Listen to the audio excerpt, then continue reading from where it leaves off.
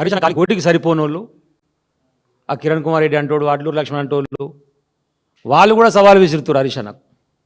ఇంతకంటే దయనీయమైన దౌర్భాగ్యమైన పరిస్థితి తెలంగాణ ఇంకోటి ఉండదు. తెలంగాణ ఉద్యమం కోసం, తెలంగాణ కోసం రాజీనామా చేసి ఎన్నికలలో కొట్లాడుతుంటే కొప్పులేశ్వర్ అన్న సమైక్యాంధ్రవాదుల సంకనాకుట్ట ఆ రోజు కాంగ్రెస్ పార్టీ నుంచి తెలంగాణకు వ్యతిరేకంగా నిలబడ్డటువంటి అడ్లూరు లక్ష్మణ్ కుమార్, నువ్వు ఇవాళ తెలంగాణ ఉద్యమ బిడ్డను పట్టుకొని వస్తావా వెంకటేశ్వర స్వామి ఆలయానికి ప్రమాణం చేద్దాం, నేను తడిబట్టలతో వస్తాను, ముఖ్యమంత్రి పర్మిషన్ తీసుకుంటా, ఏం మాట్లాడుతున్నారు లక్ష్మణ్ కుమార్ గారు? చేద్దామా ప్రమాణం? ఓకే, నేను అంటలేను. మీ సహచర మంత్రి పొన్నం ప్రభాకర్ మీడియా సాక్షిగా మైకు బంద్ అయిందనుకొని వాడు దున్నపోతుగాడు అన్నమాట. దాని గురించి మరి ఆయన ప్రమాణం చేస్తాడు, నువ్వు ప్రమాణం చేస్తాడు, ప్రమాణం చేయరు. మరి అందరిలో పట్టుకొని నిన్ను పట్టుకొని దున్నపోతు అంటే కూడా కనీసం స్పందించకుండా, మాట్లాడకుండా, దాని గురించి పంచాయతీ చేయకుండా ఆత్మగౌరవాన్ని తాకట్టు పెట్టేటువంటి బతుకు నీది.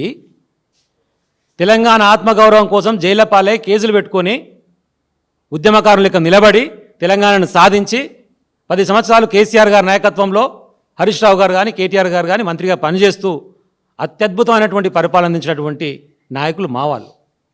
వీళ్ళ మీద నువ్వు మాట్లాడుతున్నావు ప్రమాణం చేద్దామా అని చెప్పి. మరి చేద్దాం పరు. ఇప్పుడు పొన్నం ప్రభాకర్ చేస్తావా, నువ్వు చేస్తావా? షేర్ మరి ప్రమాణం. అసలు విషయం ఏంటంటే ఇంకా మైకు బంద్ కాకముందుకు మాట్లాడిన మాట ఈయన అంటారట. మరి నాకు తెలియదు, అలా పొన్నం ప్రభాకర్ గారు అనుకుంటున్నాయి వీడు సొలు లక్ష్మణ్ అన్నారు. ఆయన సొలు లక్ష్మణ్ అంటాట కాన్సెన్స్లో, నాకు తెలియదు. అలా పొన్నం ప్రభాకర్ అది రికార్డు కాలే మీడియాలో, దున్నపోతాను అది ఒకటే రికార్డ్ అయింది. ఈ సొలు లక్ష్మణ్ మాట్లాడితే కూడా నోటికి ఏదో వస్తుంది మాట్లాడి 5 సార్లు పోటీ చేసినావు, మహమ్మద్ గజ్ని దండయాత్ర చేసినట్టు చేయంగా సరే 4 సార్లు ఏడ్చుకుంటే తిరిగి చంపుకుంటురా, సాదుకుంటురా, ఇదైందని కాలు మొక్కుడు తిరిగితే గెలిపించే అవకాశం వచ్చింది, మంచిదే.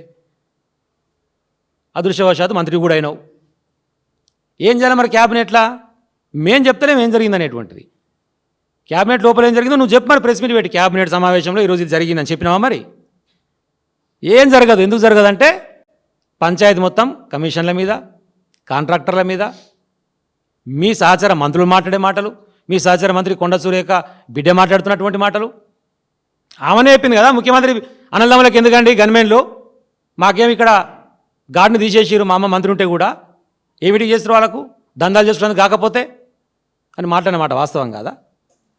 దక్కన్ సిమెంట్స్ వాళ్ళకు పీసీబీ నోటీసు పంపించి దాంట్లో సుమంత్ అంటోడు అవుట్సోర్సింగ్ ఎంప్లాయీగా పెట్టుకున్నామా మంత్రి అయినాక ఆ డిపార్ట్మెంట్లో పీసీబీలో, ఆ నుంచి ఓఎస్డీగా పెట్టుకొని వానికి అర్హతనే లేదు, వానితో బ్లాక్మెయిల్ చేపించి డబ్బులు డిమాండ్ చేస్తే ఆయన మళ్ళీ రేవంత్ రెడ్డి పిలుచుకొని దాన్ని రోహిన్ రెడ్డి పిలుచుకొని కూర్చొని ఒక 100 కోట్ల సెటిల్మెంటు పంచాయతీ, వీడు వాననా వాడు వీననా, ఏంటంటే అంత ప్రజల పంచాయతీ. లాస్ట్కి ఏం చేసి చాలా కప్పుకుని 100 కోట్ల వాళ్ళ వాళ్ళు నీకు 25 నాకు 25 అని పంచుకొని క్లోజ్ చేసుకోరు. గదే విషయం కదా కొండ సురేఖ గారు బిడ్డ చెప్పినటువంటి ముచ్చటే మేము చెప్పినాం. అసుమంత్ అంటోడు తుపాకీ పెట్టి బెదిరించిండు అన్నారు. ఆ కేసు ఎక్కడ పోయిందో, తుపాకీ ఎక్కడ పోయిందో ఇప్పుడు దొరకలేదు. మరి తుపాకీ పెట్టి బెదిరించిన మీద కేసు కావాలి కదా, తుపాకీ దొరకాలి కదా. దాని గురించి అడగవైతే లక్ష్మణ్ కుమార్ ఇదే కదా హరీష్ అన్న చెప్పింది. దండుపాలెం బ్యాచ్ అంటాడా? దండుపాలెం సినిమా చూసినావు నువ్వు? దండుపాలెం ఏంది?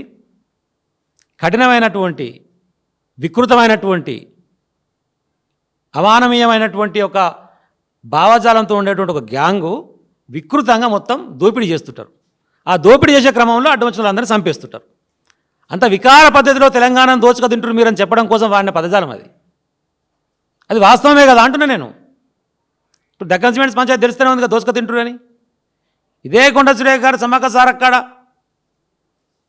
టెండర్లు వేస్తే పొంగులేటి శ్రీనివాసరెడ్డి మధ్య ఇన్వాల్వ్ అయితే 75 కోట్ల టెండర్ ఏదో దేవాదాయ శాఖ నుంచి వచ్చినటువంటి టెండర్ వేసిన తర్వాత పొంగులేటి శ్రీనివాసరెడ్డి చెప్తే ఇంటలేడని చెప్పి ఆ టెండర్నే డిపార్ట్మెంట్ మార్చారు రెవెన్యూ డిపార్ట్మెంట్కు. ఎంత విచిత్రం ఇది! టెండర్నే రెవెన్యూ డిపార్ట్మెంట్కి మార్చి రెవెన్యూ డిపార్ట్మెంట్ నుంచి మళ్ళీ టెండర్ వేసి పొంగులేటి మనసులకు ఇప్పించుకోరు.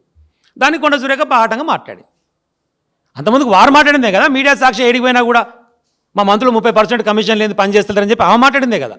మేమంటలేము, మీ వాళ్ళు చెప్పిందే మేము రిపీట్ చేసి చెప్పినాం. 30% లేని పనులు చేస్తలేరని చెప్పి ఆ జడ్చర్ల ఎమ్మెల్యేనేమో రెండోసారి నేను గెలిపి నేనే ముఖ్యమంత్రిని అని చెప్పేసి ఆయన ఒకటి మాట్లాడతాడు. ఆయనే మొత్తుకుంటాడు కదా ఒకటి పని చేస్తాడని చెప్పేసి సపరేట్ గుంపు కట్టి 20 మంది ఎమ్మెల్యేలతో మీటింగ్ పెట్టి. అదంతా మీ ఎమ్మెల్యే కదా చేసింది, మేం కాదు కదా. ఇంకో ఎమ్మెల్యే అని మదన్మోహన్ రావు ఎవరో ఎల్లారెడ్డిపేట.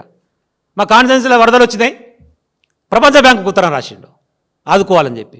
అరే ఏందిరా మీరు ఎమ్మెల్యేలా సర్కసా? ఏంది ఇది? ఎమ్మెల్యే ఎవరికి రాస్తాడు ఉత్తరము? గవర్నమెంట్ అడుగుతావా, నీ ముఖ్యమంత్రిని అడుగుతావా, నీ క్యాబినెట్ మంత్రిని అడుగుతావా మా కాన్స్టిట్యున్సీకి సాయం చేయమని? వరల్డ్ బ్యాంకుకు ఉత్తరం రాసిండు. వరల్డ్ బ్యాంక్ ఏం సంబంధం నీ కాన్స్టిట్యున్సీలో వరదలు వస్తే? ఇంత చదువుకున్న గొప్ప వీళ్ళు. ముఖ్యమంత్రిని మాట్లాడుకుంటా బాగా చదువుకున్నామని చెప్పేసి వాళ్ళకు అట్లుంటుంది ఇట్లుంటుంది అని కేటీఆర్ గారి గురించి అంటాడు. అంటే చదువుకోవడం తప్ప? చదువుకోకపోతే గిట్లనే ఉంటుంది. ఉత్తర ఉనికి రాయాలని కూడా తెలియదు. నీ ముఖ్యమంత్రికి చదువు రాదు, గుంపు మేస్త్రి పనే. కిందనోడు కూడా గదే పని చేస్తాడు. ఇంకేం చేస్తాడు పాపం? నీ అనిరుద్ధుడు ఒకటి మాట్లాడతాడు, నీ మదన్మోహన్ రావు ఒకటి మాట్లాడతాడు, నీ కొండ సూర్యకు ఒకటి మాట్లాడతా, బిడ్డ ఒకటి మాట్లాడుతుంది. ఒక్క ఎమ్మెల్యే అన్న చక్కగా ఉన్నారా? నీ కంట్రోల్లో పనిచేస్తారా మంత్రివర్గం? ఒక్క మంత్రి అన్న